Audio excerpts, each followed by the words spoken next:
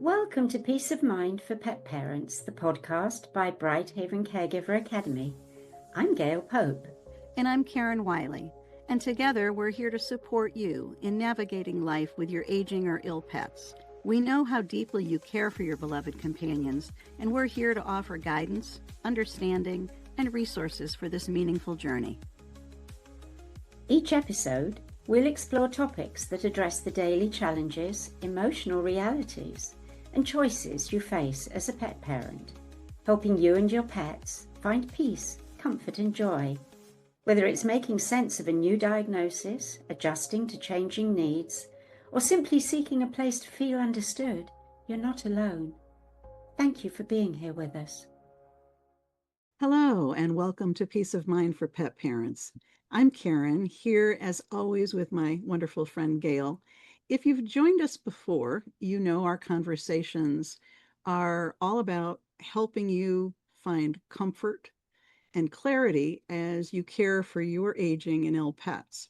This month is especially meaningful because September is National Pet Memorial Month. It's a time to pause and remember all of our companions who are no longer physically with us, but remain on our hearts always. At Bright Haven, we're going to honor this in a very special way. We're going to hold our first rose ceremony. It's a gathering where pet parents like you can gather and share stories, light candles, and celebrate the lives of their pets together with us. And that led us to today's conversation, thinking about how do we put our love for our pets into words? How do we write or even speak, share a story or a tribute, maybe even a full obituary for a pet who has passed on? Sometimes it can feel daunting, no matter what way we're considering to memorialize a pet through words. And so we're hoping that this conversation today will make it a little less daunting.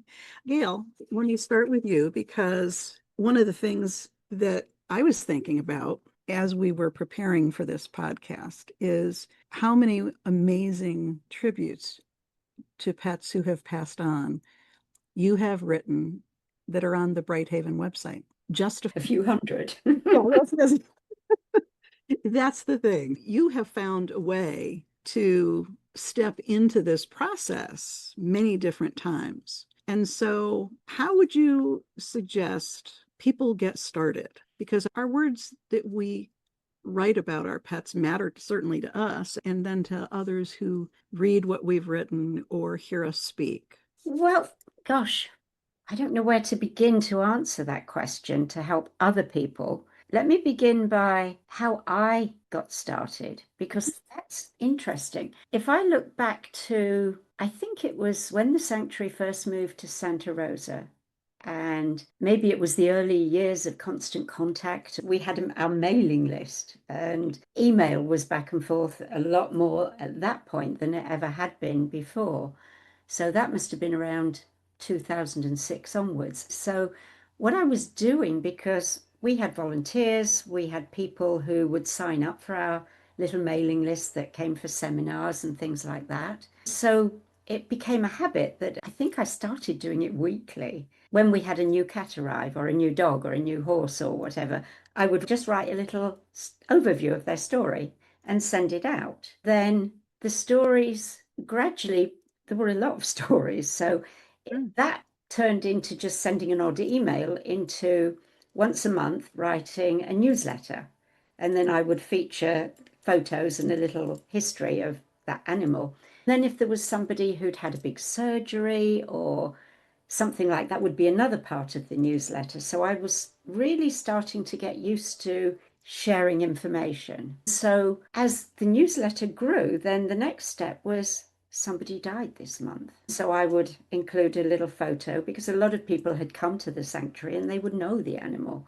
So I would just write a little overview, like probably just one little paragraph that we were sad to say farewell, and maybe just one little thing that sprang to mind. I think we did that for quite some years until it all got so overwhelming that I think I started sliding backwards. But I think what happened then was that I started realizing that the little notes that I was writing at the end about the animal that had died had grown a little bit. They'd become a little bit more of the story of their life, merging into their illness and how their ending came about. That's where I started actually writing obituaries. Yes, I remember now when I started actually writing them after the death, I would go back to my newsletter to see what I'd written about their first thing. So I would have a story already written and I would refresh my memory with that and then probably become overwhelmed because, oh my gosh, yeah, I'd forgotten all about that. But now I'm remembering the recent past. So it all needs to be pieced together. And so I think that's probably what I would do. I would take the story, my current memories, and I would just maybe even do bullet points on a piece of paper because there was a lot of information and I probably wouldn't have wanted to include it all. So it's morphed into a different process for me now, but I'm pretty sure that's how it began, as taking so much information, taking it from here, there, and everywhere, looking at photos that we might have saved, and then trying to, if you like, write an essay about them.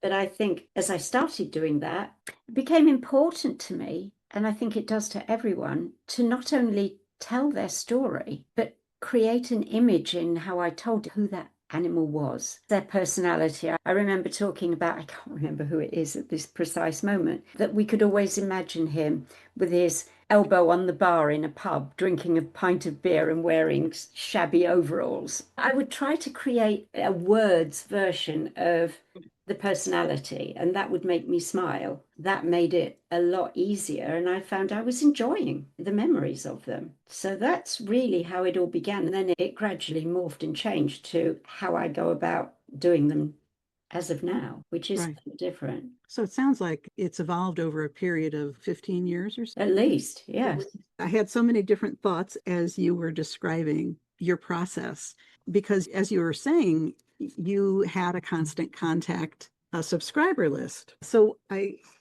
was hearing so many different parts of what you were saying that I wanted to pick up on, because over the last 15 years, as you were saying, you started developing a email subscriber list. And so it was a way for you to stay in touch with people who had visited the sanctuary in person. And then you had a web presence. And so for those who couldn't be there in person, your stories became a way to Yeah, connect with them, telling them about each pet and allowing them to have an emotional connection to yeah, what you were doing. That's very much, I think, true for all of us with our pets, is that if I think back to 20 years ago, I didn't feel a need to write that much about my pets as they would pass.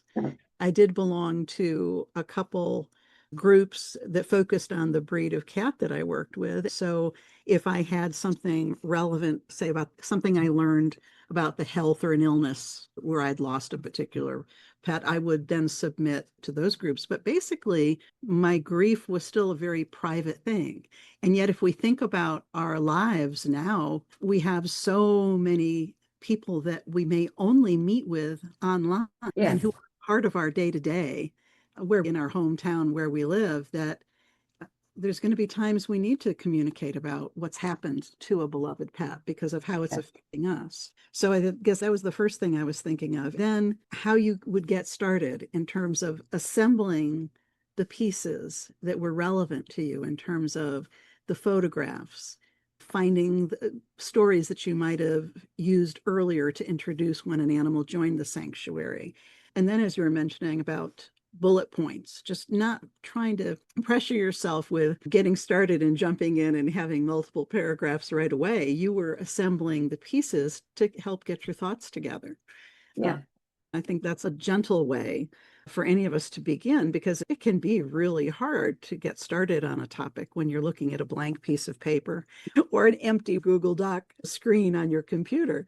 So I think the way you started is very helpful. For anyone who feels intimidated by writing about their pets, what do you think is the simplest first step they could take?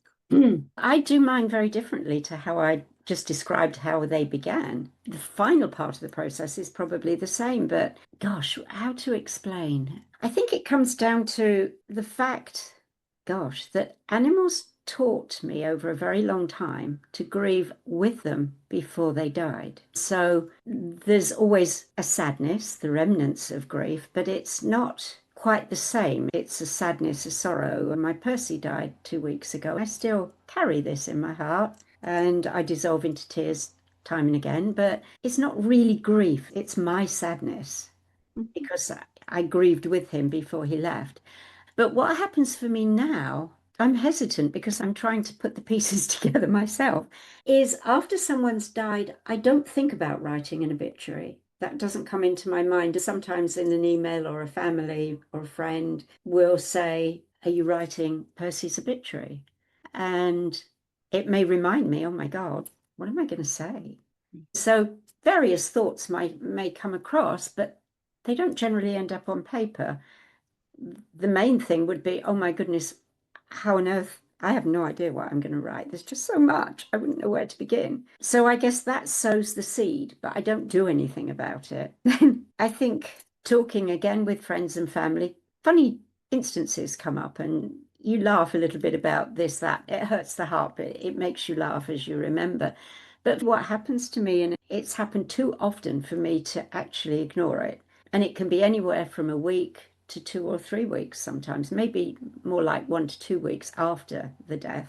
I will be in the shower and boom, it's a flow of words. Oh my God. And I'm out of the shower with a towel wrapped around me, grabbing a pen and jotting notes because it's suddenly I've been reading what I've written in my mind before. You've been given something. Yes, Okay. it's so strange, but it is so powerful. And then with that as a foundation on paper, I find other little pieces will add to it and trigger in my mind after that I'll maybe add, or, oh, I should add the story of the beginning a little more there. Things will crop up. But the main part of it, which is very often personality based and silly things that might have happened, they become like the meat in the center. And then I add the other little pieces around. In the early days, I wrote stories to share with other people, and I enjoyed doing them very much so.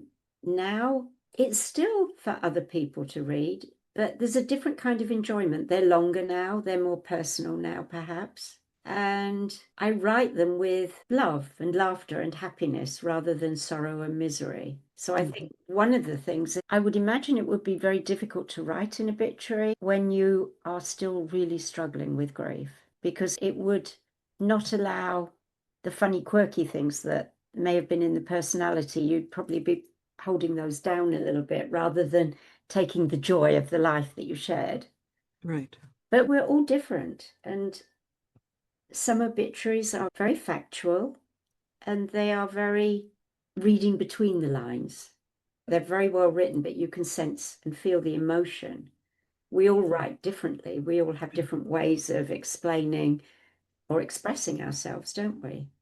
We do. I'd have to agree with you that taking the time you need after you lose a pet and not pressuring yourselves to write anything down or do anything particularly is important because, as you're saying, we're all different.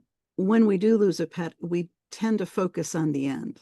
We've talked about that in some of our other podcast episodes.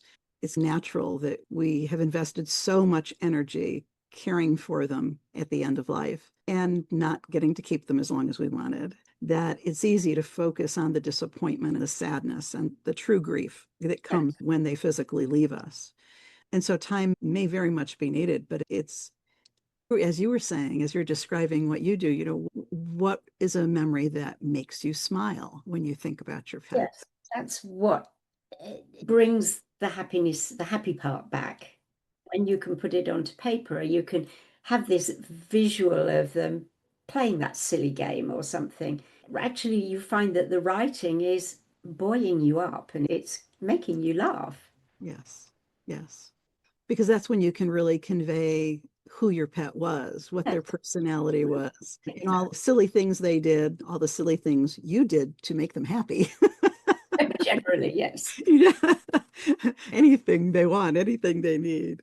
Many of our pets change our lives in some particular way They, where we adapt. They all tend to change us in some way, but maybe each pet in a different way. So that's always something to begin capturing too, because in the end, there's also lessons that they taught us. And that can be another thread to grab onto to begin thinking about the memories you want to treasure and perhaps share with other people.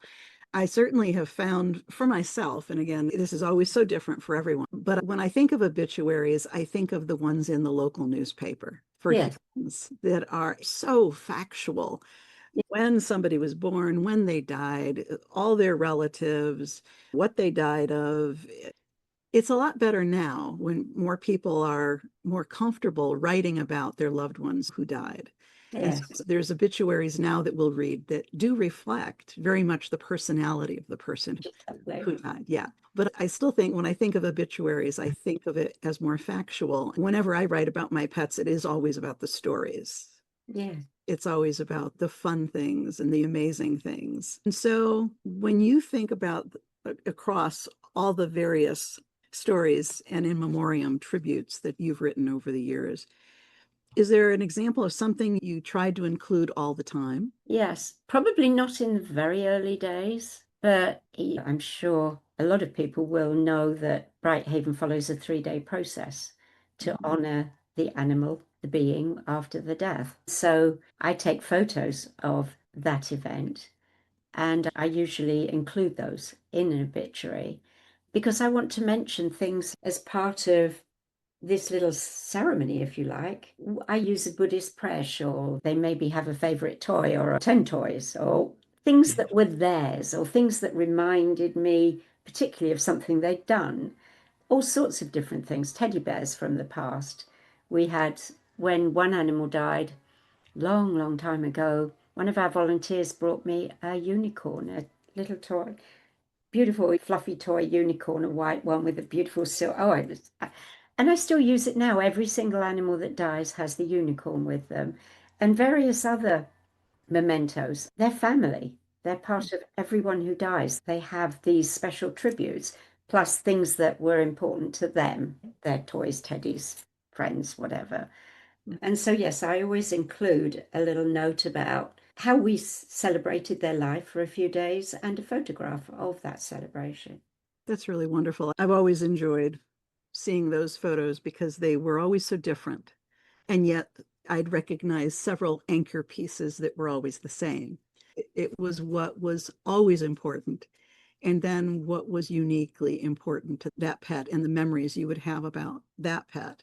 So for you then, in some of the writing you've been doing, you include the rituals, the 3-day honoring ritual, the photograph and information there. That's certainly what other people could also think about sharing is whatever rituals they have at their pet's end of life. So let's now take a look a little bit more at the emotional side of writing these kind of tributes, because just as you've been describing, they were very personal and unique for each pet as you Yeah, were writing them.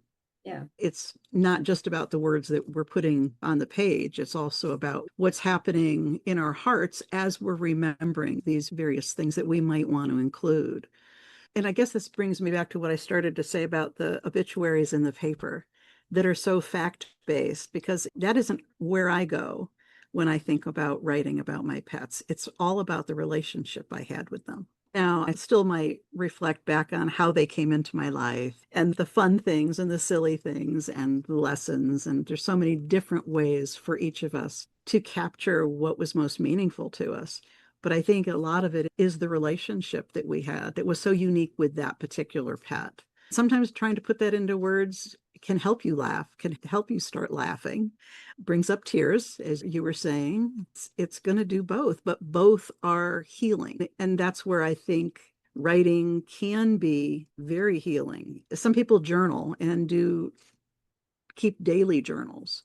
yeah, And maybe that's something to also keep in mind as a possibility that you're writing about your pet, but it doesn't have to be for public consumption. It exactly. can just be what's important to you. And that can be very healing. That way, you don't have to worry about how it's going to sound to anybody else or making sure that you share it with someone who thinks the same way about pets that you do, where they're the center of your lives, instead of what can happen where when people hear that you've lost a pet, it's like they let you have a day. And after that, it's like, hey, come on. It was just a cat, it was just a dog. And for all of us, it's no, it wasn't just anything, it was everything.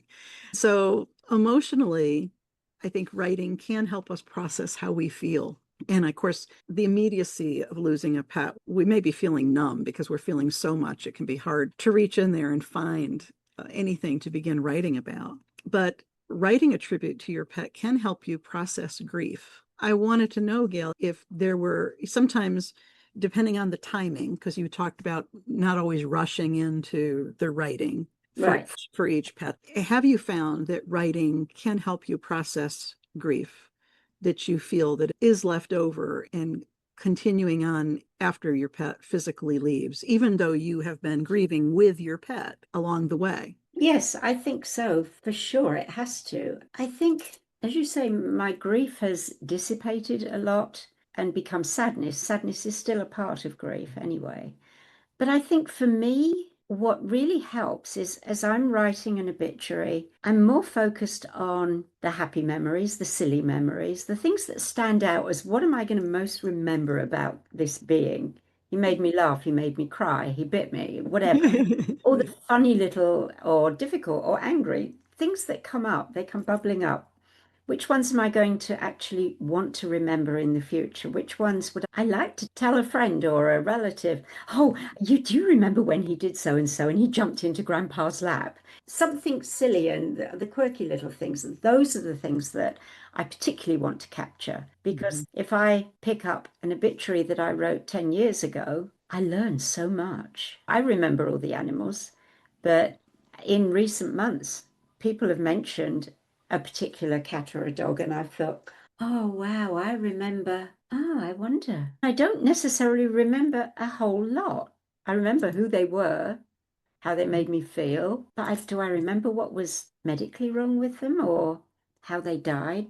Do I remember where we lived? So I'll sometimes go back and take a look, and oh my goodness, I love reading them because they bring life back to that being for me. It's absolutely beautiful because I've tended to forget an awful lot. You just remember the snapshot with so many animals. I guess most people don't. They do remember the whole lot, but when you've had several hundred, it's difficult to remember everything. So going back to read these is so precious for me now, which is why I think what I'm saying is underscoring the things that he or she did with or without you that made you laugh or made you cry, but made an impact. Those are the things that you want to remember.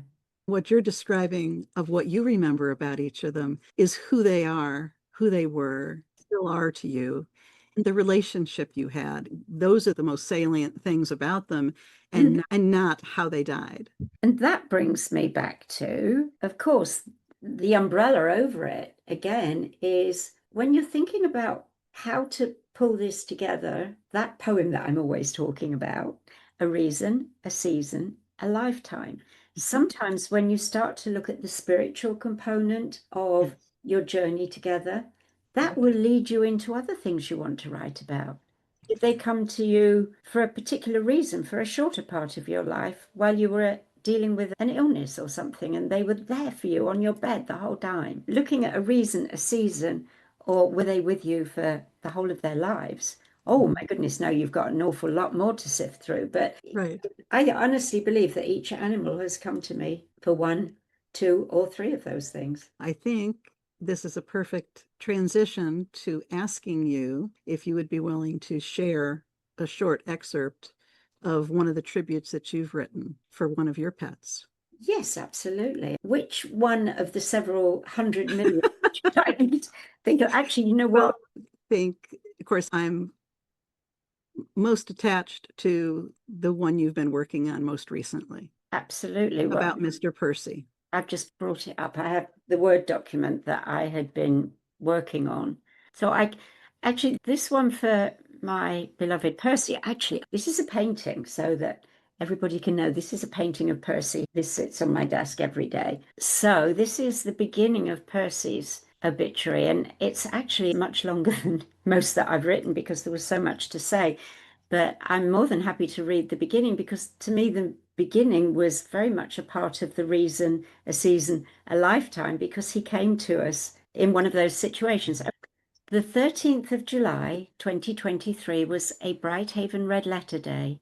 It was the day that our dog, Ziggy, who was an Italian Greyhound, invited Percy, which everybody thinks of Percy, but he was Purr dash CI, or however you want to do the SEE or the CI, but it was all about the purr. I didn't name him, he brought it to me. Our adored golden retriever, Rosie, brought into the family originally by Ziggy too, had recently transitioned after her beautiful hospice journey. Equally adored Italian Greyhound Ziggy was approaching his own end of life, and we were visiting our vet hospital that lives up to its name of wise and wonderful. At the same time, Richard, my beloved husband of 60 years, was also just weeks away from his own journey beyond this world. I like to believe that Mother Nature stepped in that day at the vet's office, as Ziggy and a rather beautiful but strange-looking orange and white cat, with his tail stuck up in the air, went man to man, licking each other's faces gently and lovingly. I was then informed that the cat, named Percy, had lived at the clinic for around 12 to 13 years after a nasty car accident had rendered him badly injured and homeless. I was also told that, now in his golden years, Percy remained unadoptable because his bladder and bowels did not function properly and needed to be manually expressed every day. Plus, he had nerve damage and neurological issues. I had dealt with these same issues many times while caring for animals at Brighthaven. So then I go on to tell the story of Percy at Brighthaven, but I had to write that piece at the beginning because he came to me for a particular reason. Nobody in the last, 12 or so years, no one had been able to adopt him because they couldn't care for his medical issues. Ziggy had already chosen Rosie and brought her in. And so now he was holding the torch and passing it to Percy. The day I brought Percy home, I was like, oh no, I really didn't. This isn't what I had planned. And Ziggy's like, I got him. He's mine. And Ziggy died a few weeks later. He passed the baton and he left. So some of the stories that we need to write do encompass more to the beginning and perhaps more at the ending. And some don't. Right. Some travel through with a particular journey to spend with you. And so it's whatever feels the right thing to write down. It's not important because it's about what you want to treasure. I think for me, I do a little more because I was so ingrained in sharing everything with the people that were part of Brighthaven by visiting or by online experiencing. So I just felt like I needed to give them more and open the story right up, especially when I saw deeper meanings, because we all love to know about the spooky little things, the coincidences and strange things, because they touch our hearts and they give more meaning, don't they? They certainly do. Certainly gave a lot of meaning to Mr. Percy's entrance into your life. And now that he's physically gone, it's still very important to think about how he came into your life, ushered in by Ziggy.